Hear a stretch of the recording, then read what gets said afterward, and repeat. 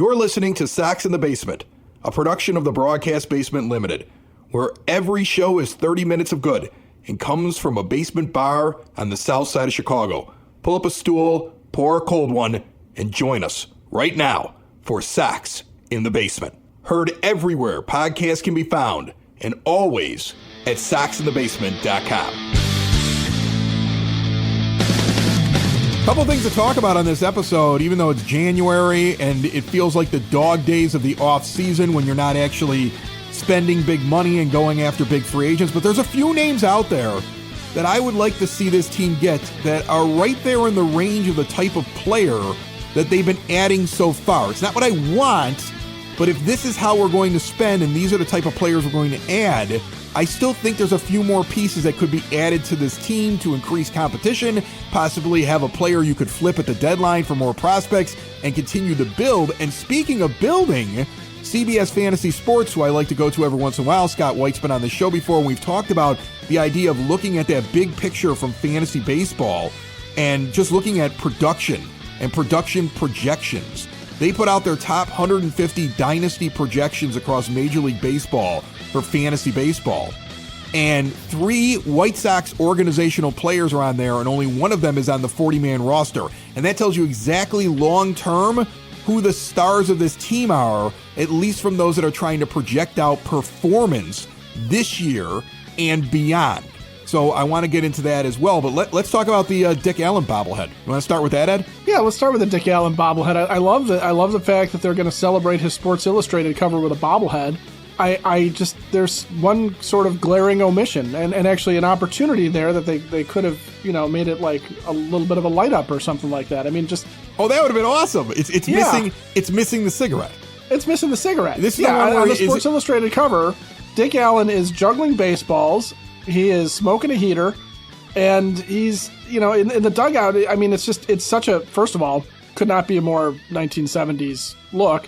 But secondly, I mean, it's part of the aura of cool that they had there. And I'm not advocating that smoking is cool, but it does make you look cool. But it's not, it's not healthy for you or anything like that. So I get that there's probably some argument about the kids. Yeah, but the whole idea is the kids, right? Right? Like, oh, we can't show the kids that people smoke cigarettes when most kids know 50 years ago. People smoke cigarettes and they know it's bad. Like my kids. I have a 9-year-old and the other 2 were at some point little. And if they saw somebody smoking, they're like, Dad, that's bad, right? That'll kill you, right? I mean, my ex-mother-in-law, big smoker, right? They all think it's disgusting. Like they're very anti-smoking. Yeah. And that's what so I don't think putting the cigarette in Dick Allen's mouth is going to influence children any more than having a liquor store be the sponsor. Like on the bobblehead, you're omitting the cigarette and you have a big giant Benny's symbol there. So that's what I find funny about it. Like you cut out the historical thing with the cigarette, and you're right, it'd be cool if it lit up, like a little light up cigarette, that'd be awesome. But just having it there, just having a little heater there between his lips as he's doing the juggling on the bobblehead would be authentic to the actual picture. And again, you can't tell me that you're worried about influencing children's when it's brought to you by Benny's.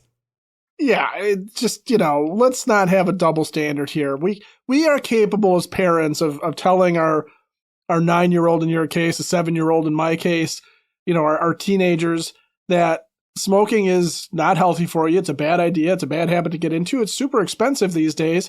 And there's a million reasons why you shouldn't do it. But by the way, 50 years ago, this is what they did in the dugouts.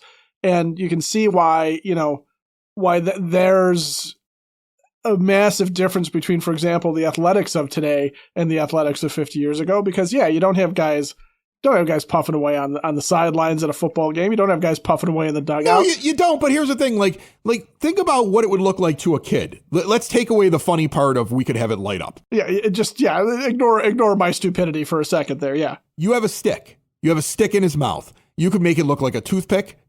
Otherwise you just have a little white stick. That's all it is. Like he could be chewing on a straw. What's he chewing on, Dad? A straw. Move on. Like to me, it doesn't matter. You're going for something historical. You're going for the look of it, and you didn't hit it all the way. And that's what's silly about the bobblehead to me. Like if you're gonna go all out on it, because it's funny for us to say have it light up, but you could just make it a little white stick that's kind of hanging out of his mouth. And I don't think it would be a problem at all. And again, not even a little bit. A Binny symbol in which the Y is a martini. Like right there. Right. And it's kids, don't smoke, but get to drinking as quickly as possible. You're Southsiders. Right, exactly. Just, let's go. Let's grab a bottle of whiskey. Right. You're close enough in age. Right, exactly. I mean, look, it's going to be cool. I want one. I do too. I'm not even a bobblehead collector, and I want one. So this is like one of the rare instances where I'd be like, I want to get my hands on that, either at that game or the secondary market. And that's what this team has to do this season. If they want people to show up and go to the games, they're going to have some great giveaways. Like I think they're get back to the real great giveaways, the great promotions that they used to do. Yeah, their big days at the ballpark are going to be promotional days in which there's half price concessions, days in which there's the tickets are cheaper. They hopefully are going to keep things in place where you can move about the ballpark so I can still buy a $7 seat at the last minute and then just go find an open seat on a day where it's not that busy. I did that a couple of times last year. That's kind of how they have to operate the ballpark because they don't have a lot there this year. And it's interesting. I just looked at CBSSports.com in the fantasy section, and we've talked about this before. I love fantasy baseball. But when you look at fantasy baseball projections, it's a different way to try to project out a player. You can go and look at all the models, and I'm sure that they do. We've talked with Scott White from CBS Fantasy, who's their head guy over there for baseball before on this show. Maybe we'll have him on here in the spring as we get ready for people doing their drafts that are in the fantasy baseball because I like having him on, even though he gave me bad advice last year. He gave me bad advice. I had a pick where I could get my choice on a dynasty player. Like I have a very good team, and I was going to take Paul Skeens, and he told me Wyatt Langford long term was going to be the best player out of those two. And in their own rankings for the top 150 dynasty players, Paul Skeens is about 20 slots ahead of Wyatt Langford this year. So now the admission is, maybe Chris was right in the first. I changed my pick because of Scott White, so I kind of have a bone to pick with him when he comes on the show. Yeah, that's problematic. Right? Look, you need multiple outfielders in fantasy, but you need multiple pitchers. And he talked me out of it. Like, you can go back and listen to the show from last year. He talks me out of it on the show. And then I'm like, well, he's the expert, and he came on my show. So what kind of an ass would I be if I don't go with what he's saying to do with this pick? And then I did it, and now even in these rankings, clearly he was wrong on it. So he's not perfect. But what I found that was interesting in these rankings, which really are taking into account potential for a player, they rank what he's currently doing, they rank what they think he can do in the future, and they rank it by confidence on a scale of 1 to 5 after doing all of these different projections to try to figure out if a player would be long-term somebody you'd want on your fantasy baseball team, which means that he would be performing in Major League Baseball well and at a high level long-term. These are the top 150 players. Is what they put out. And it's interesting. Luis Robert Jr. ends up 64 on the list. He's the highest ranked White Sox player. Think about that. There's 63 guys ahead of the first White Sox player that shows up on this list. So right away, you're in trouble. Including the immortal Travis Bazzana and Lawrence Butler of the Athletics. Yeah, they're higher than him. That's how bad Luis Robert Jr.'s season was last year. And his confidence ranking is the lowest possible. They have the least amount of confidence in him, but it's like, well, we got to put him somewhere on the list so he can sit right here. Bo Bichette is actually listed higher than him. And he had a bad year, too. Bo Bichette is a guy that people are saying might be washed. Yeah, he had a bad year, too. Both of these guys are on my fantasy baseball team, too, by the way. Both of them I thought were going to be like superstars that led my team for years and years. Last year, they were brutal. Sox in the Basement listeners, switch to a new age of life, whether it be mom and dad, grandma and grandpa, even yourself, staying out of assisted living. Make it so they can get around on their own and live independently. Hyatt Home Medical Equipment is there for you with stair lifts, ramps, grab bars, lift chairs, and even bathroom remodeling. They work with your insurance, and Hyatt has 0% financing for qualified individuals. If you use a CPAP machine and you're unhappy with your vendor, switch now. They have testing rooms with the latest and greatest in the technology there for you to try out. You can also have your supplies directly mailed to you. They have continuous glucose monitors and so much more. See everything that Hyatt Home Medical Equipment has, whether it's a long-term issue or something short-term, at hhme.com. The interesting thing on this list, and the reason I bring it up is, of these 150 players, that could be anybody from the majors to the minors because they're looking long-term at production. There are two other players from the White Sox organization on the list. So you sit there and you think to yourself, okay, well, who's valuable on the White Sox right now, right? Is Andrew Benintendi, who's making $15 million a year, valuable on the White Sox? Is Andrew Vaughn coming in at $6 million in his arbitration? The White Sox brought him back.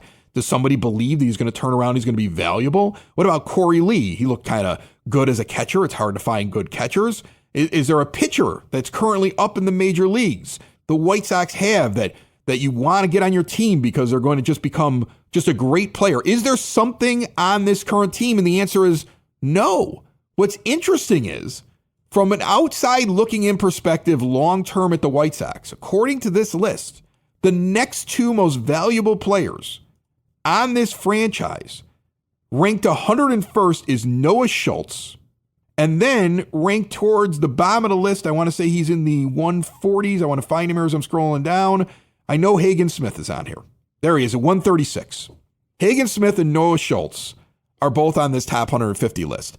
The belief is, and they're not specifically looking for White Sox players. They could have just put one on this list. They're just trying to find players that are valuable. I find it interesting, though, that when you look at the White Sox organization from the outside looking in, and you're not trying to project the team, like how they're going to win and lose, you're not trying to figure out when a guy is going to make it into the major leagues. You're just trying to figure out value long term. The two most valuable guys after Luis Robert Jr. are Noah Schultz and Hagen Smith, at least according to this list. Everything else on your team is not that important as these guys. They're the storyline, those two guys this year. We haven't talked about it enough. When will Noah Schultz get here, and when will Hagen Smith get here? Will they be ready? And will Brian Bannister and his group over there on the pitching side prepare them properly to become mainstays, stars, guys that could have the potential to be like, Glavine and Maddox, the guys that, like, or look at any team that's got a couple of big starters up at the top. Like, these are guys that you're counting on long-term for this team. I think they're the biggest story of this year because they're not going to break camp with the team. I would highly doubt that, but they're going to make their debuts this year, and you're going to want those debuts to be clean. You want to see them ready to go. They're going to have a couple of bumps in the road, and you don't want to see injury. This franchise looks at these two names, these two pitchers, two lefties, and these guys are the future of the Chicago White Sox. It's interesting because they aren't talked about as much, maybe because they're not immediately here, right? They're not going to be here in spring. They're not coming north with the team. They're going to spend more time in the minors, both of them. And it's interesting because they're also very similar in terms of who they are as pitchers. Both of them are lefties. Both of them are guys that are going to, sit well with a fastball, use a curve, a breaking ball basically as their secondary pitch. I think it's Smith has a splitter and Schultz has a changeup. So maybe Schultz's changeup is a little bit better. I recall reading something about that recently. But you have these two guys and you're sitting there going, okay, well, wait, why are they on this list, but say like Kyle Teal, who was highly regarded, not on the list. No. And here's a guy coming from the Red Sox organization. Braden Montgomery, also not on the list. Another guy that was highly touted coming from the Red Sox organization. So even if you're thinking there's bias here, okay, those guys aren't there. Edgar Caro's not there. Colson Montgomery is not there.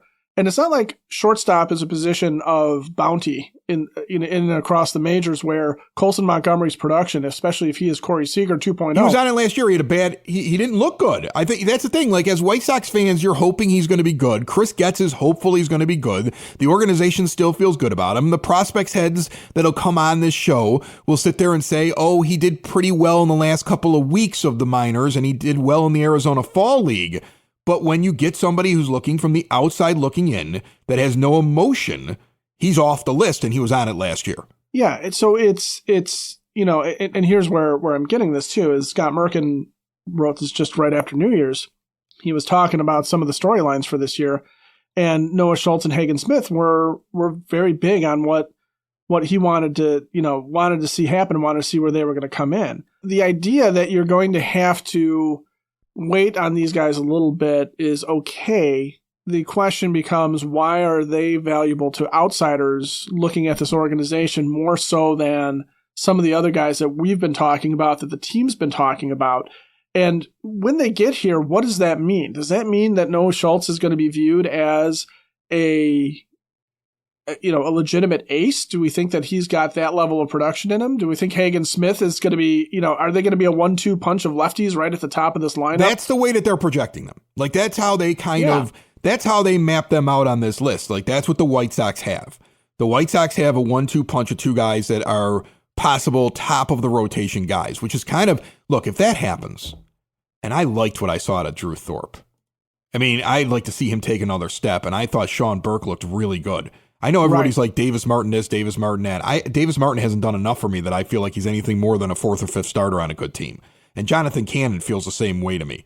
But you give me Drew Thorpe continuing to evolve. He'll have a stinker every once in a while, but you see him, if he's going out there 4 out of every 5 starts, and he is your 3, because these two guys come up and they reach their potential in the next year or so. And Sean Burke's sitting at 4.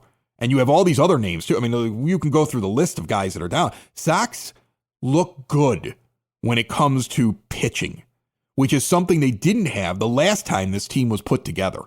Last time this team was put together, you knew you had to go out and find pitching. That's why you went out and got Dallas Keuchel. And he was not the right guy. You complained about that when they went out and got him. You're like, you didn't get the guy you needed. You wanted to go get Wheeler. You didn't get Wheeler, so then you settled for Keuchel. And that was a disaster.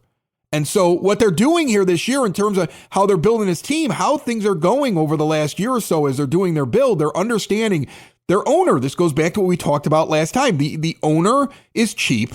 The owner has certain rules. One of those rules is he doesn't like to do long-term contracts, and he definitely doesn't like to do them with pitchers. And pitchers are at such a premium. You see the way that pitching is getting paid for just this offseason. You've got mid-level pitchers getting $15 million or more a year. Your best pitchers are getting $25 million a year. If these guys end up what they're supposed to be, they would eventually, when they got to free agency, be $25 million to $30 million a year pitchers if they actually reach what their potential is. So the idea is you can't afford that with this owner. And you're not going to be able to go out into free agency and spend the money on that. You have and what is the thing that is easier to get a hold of right now? Pitching seems to be. Teams aren't giving up hitters. It's hard to make a trade for somebody that's a really good hitter. When they're able to make a trade to bring in a position player, when they go get a Kyle Teal, that's a steal. That's something that's been hard to do. We've noticed that over the last couple of years with the White Sox. It's hard to get your hands on a hitter. So you're going to have to spend on the hitters, knowing the budget that the owner is going to give you. So you have to create pitching. So when you look at what they're doing, and then you look at these projections and these two guys being this high on this list, and you read all the scouting reports on them whenever we have anybody talk about them and talk about the White Sox pitching system down in the minors, there's a reason why they're leaning into it. And it's hard to argue that they shouldn't be leaning into it. This is how you do things with an owner like Jerry Reinsdorf and the restrictions he puts on your GM. Well, the other thing, too, to keep in mind is one of the things Chris Getz said when he took over was that he wanted to establish the team as being run prevention oriented, right? He wanted good defense and he wants good pitchers. And so if you're going to be a pitching and defense style club, which is fine, you can compete more often by keeping runs off the board in some ways than you can by relying on hitters to put runs on the board, because hitters can be streaky. Power can be, fleeting here and there. you play in a cold weather town where, we have some weird days and weeks that happen, where it's just not conducive to hitting, and the start of the season could be a disaster. The end of the season could be a disaster from that standpoint too. There's just a lot of factors that go into it when it comes to offense. But if you've got a bunch of guys that are capable of fielding and you can pitch, then you can win ball games, 3-2, 3-1, 4-1, something like that. You don't necessarily have to sit there and say, okay, we got to put up 7 or 8 runs today because of what we're facing, in the opposition's lineup and what our pitchers tend to give up. So that's where looking at if you're watching what the White Sox become, looking at guys with low whips who are engaging in that good run prevention, even if the ERAs are a little bit bloated because, it's a little bit of a mess in the field behind them, that's what we're watching, right? We're watching to see, can they sustain that? Because if what you're doing is churning out top 3 starters over and over again as an organization, if you're constantly bringing guys up that can front a rotation, not constantly bringing up the back 2 guys, but constantly bringing up the guys that can front a rotation, one, you've got the ability to continually compete and doesn't really matter what happens with the hitters. 2, you can go and buy hitters for a lot cheaper than you can buy pitching, to your point, where a pitcher might want $35 million a year, but $35 million could be the lifetime contract of, a reasonably slightly above average, 1 or 2 WAR hitter who, isn't going to light anything on fire, but isn't going to hurt you, There's a lot that goes into the idea that if pitching is what you hang your hat on in the minor leagues, that is absolutely a good thing. Because the other thing too is you're never going to be able to get Jerry to sign a $100 million contract, and it's almost impossible to sign a pitcher for more than 2 years without spending $100 million on a contract. I mean, it's just, the White Sox are the last holdout of that. Sox in the Basement listeners trying to make the most of your money, give a call to Tom Walsh, your Edward Jones financial advisor. Located on the corner of 111th and Kedzie, but serving the Chicagoland area, Tom has a get-to-know-you approach and a do-the-right-thing attitude. He's been doing this for decades. It's all about knowing your options when you're investing and planning for your retirement. No matter what stage you are at, it costs nothing to check in with Tom. Give Tom Walsh, your Edward Jones financial advisor, a call today, 773-779-0023. Edward Jones, member SIPC. Let's talk about guys that are out there right now that would be in the wheelhouse of the way the White Sox are spending, because it's not what we wanted to have happen, but it's the way it's going. And again, you're operating like the Tampa Bay Rays now, and you have a GM that understands who his owner is, and he's got restrictions on him. Clearly, he's got restrictions on him, because otherwise he'd be out there and he'd be picking up a couple of guys, at $10 million, $15 million that he could flip, or he could use as just a fix, because you need a lot of fixes on this team. So it would be nice to have a little bit of stability. So I grabbed a couple of names. And what's interesting here, I looked at these 3 names because I believe these are all guys that had bad seasons that, if you look back at their track record, maybe projects for Ryan Fuller, maybe guys that are ready for the bounce back, and maybe at a lower value, but have value for this team if they can come to Chicago and get things going, and they're professionals. And what's interesting is they come in at a very different range when you look at Spot Track and their market value, which is an interesting tool. I think market value on Spot Track is a good way to look at the guys who are going to get signed in the early months of the offseason. There's a point where the music stops and some of these guys don't have chairs. So they may come down from that number. So, for example, I like a guy like Ty France. I think that if you look at Ty France, who can go and stand at second base, who can give you some offense, and who stood at first base most of the time over the last couple of years, and you might need another bat. We really don't know who's going to be the designated hitter on this team, and I don't know if Andrew Vaughn is going to work out. You look at a guy like Ty France, and in 2021, 2022, this guy's tearing it up. And he didn't have a bad 23 either. He at least was league average in terms of his OPS, and he was providing some pop, but not enough. And then he kind of had a fall off, a real fall off last year. He's only entering his year 30 season.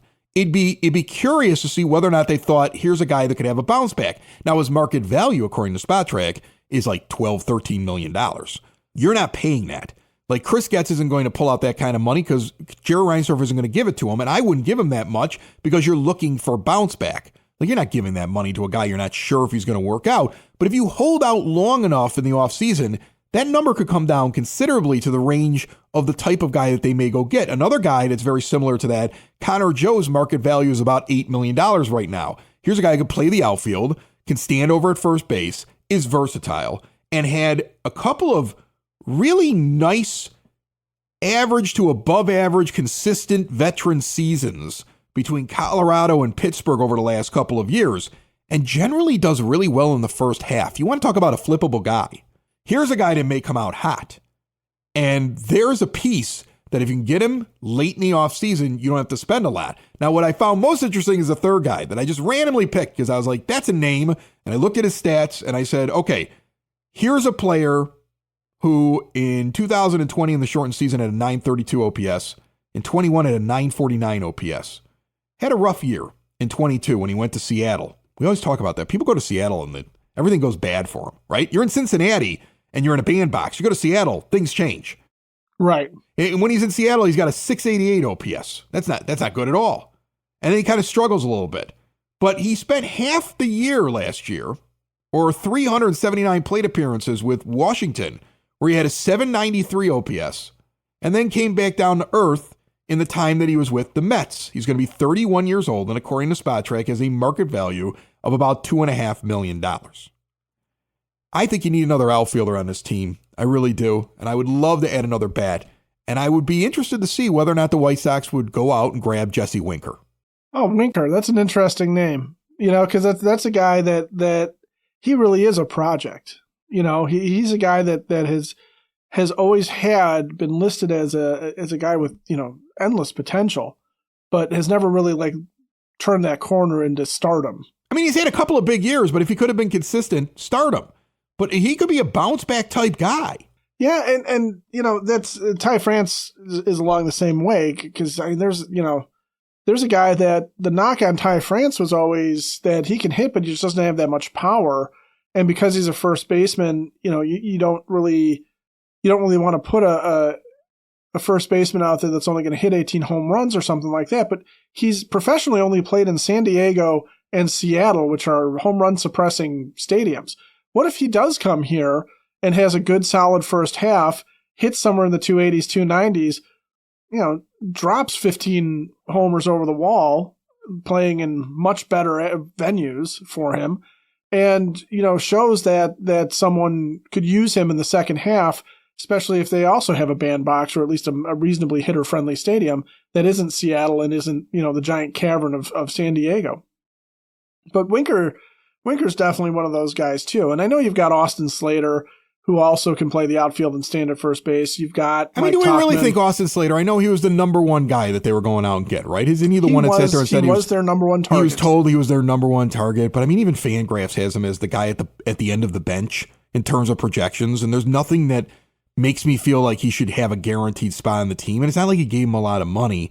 He makes sense. Here's the thing. If you're a general manager and you're in these restrictions that we talk about with Jerry Reinsdorf, and you know what kind of year it's going to be, maybe it makes a lot of sense to go get an Austin Slater in case somebody doesn't fall to you. But as you get closer to spring training, and like I said, the music starts to stop, and there's free agents out there that don't have chairs, and the market value starts to move to a range where you can justify it to your cheap owner, and you're able to go get one of these names or another name that I haven't mentioned yet, Austin Slater can be pushed right off of this 26-man roster without a problem. Oh, very easily. Right? Very easily. And we're talking about a team that doesn't really have a defined designated hitter, and first base is a question mark. Even though you're spending $6 million and you might have liked the way that he kept trying last year, he's a massive question mark that isn't guaranteed. It shouldn't be guaranteed a spot, and definitely isn't guaranteed to make it through the year if he doesn't show you something other than what he's given you over the last couple of years. So, that's the thing. You can add a bat. It doesn't even matter if it's a France who really is going to play first base and you may spot start him at second. And I think he can play a little bit of third. He's done that before, and he might be your DH. Some second base. He's right. Been around. And Winker, again, like I said, with the outfield, you got Luis Robert Jr., you got Andrew Benintendi, you got Mike Tauchman. Those guys right now are your outfield, but one of them could move into designated hitter. you may end up moving one of them, and a guy like Winker may still be sitting out there waiting for a chair to sit in as the music starts to die down. That's going to be what you're going to be watching from this team. I don't think that Chris Getz is done. He probably has a list, but he's waiting for somebody to get into the range that makes sense as we wind down the offseason. I think you're going to see more pieces still added to this team. That's why I wasn't surprised by Josh Rojas, because that's the type of signing that you make when the market starts to come to you and he goes, you know what, this is a good landing spot and I need to play somewhere. Yeah, especially a guy like Rojas who, as the chairs, like you said, are starting to be pulled away, a team like the Cubs is looking at him, but he's looking at the Cubs going, well, am I your starting third baseman, or is that going to be Matt Shaw? Am I your starting shortstop? Well, wait a minute here. You've also got Nico Horner on the infield. Where am I playing exactly? Like, if you're one of these guys, think about it, Ed. If you're one of these guys, and like a Winker, like the names that I rattled off, or like Rojas, and you're now around 30 years old, you're very aware of the fact that may be the end of your career unless you could find a place where you can thrive and get that next contract. Where else are you going to go where you're going to have open competition in spring training as a veteran going up against rookies? And it's just like the new guys in the office, right? You know you're better than them at your job. You know more than them. You know you're smarter than them. You know you got more experience. That's why you come to a place like this, right? That's why you sit there and say, I'm going to go to the White Sox. I'm going to have a nice spring. I'm going to earn playing time. They're going to play me, and they may even move me into the pennant race by the second half, and then I'll get money, or I'll have a nice season while I'm there. And I'd rather go do that than get lost on another team. And then all of a sudden one day the music has stopped and I'm taking NRI contracts, minor league deals, and I'm a non-roster invitee to spring. You don't want to be that. And some of these names are guys that are borderline that right now. And they're definitely that next year if they don't produce in 2025 and the Sox offer that opportunity. Yeah, and there's a million other names you can look at. Harrison Bader, Austin Hayes, if you're looking at outfielders that are in that. Other infielders, Adam Frazier still floating around, that, he's a guy that could use a bump. Brendan Rodgers was one of the Colorado Rockies guys that never quite panned out, that could use it. There's a lot of hungry veterans that are like that you could sit there, and the White Sox could very well offer them these non-roster invitee minor league contracts as well. It's not to say that they're going to offer them major league contracts. Yeah, but they could give a major league contract at a low amount of money if they wanted to, or have escalators like if you make the team, you go up, because the position that they're in is essentially everybody on this team sucks, right? Like everybody on the team sucks. There's some potential. There's a few guys that might have a bounce back. You don't want to write off the entire team. But again, we talked about it earlier, a list of 150 dynasty fantasy baseball players where you're projecting out long-term value of the players, and only one of them's on your 26-man roster. Only one of them's on your 40-man roster. And the other two are top pitching prospects. So nobody's guaranteed anything here. And so you can set up any kind of contract you want to for a guy like this. Because if you bring on value on your team, it's not only going to help with competition, it's not only going to help elevate the guys that are actually good enough to be major leaguers, it's not only going to help weed out the guys that shouldn't be here, but it might give you value that you can move, and it will help build culture on your team, which is what you need to do this year, because you're not winning a division, you're not going to the playoffs, but this is the building block right here in 2025. Sox in the basement. Sox in the basement. Sox in the basement. Sox in the Basement. Heard everywhere podcasts can be found, and always on soxinthebasement.com.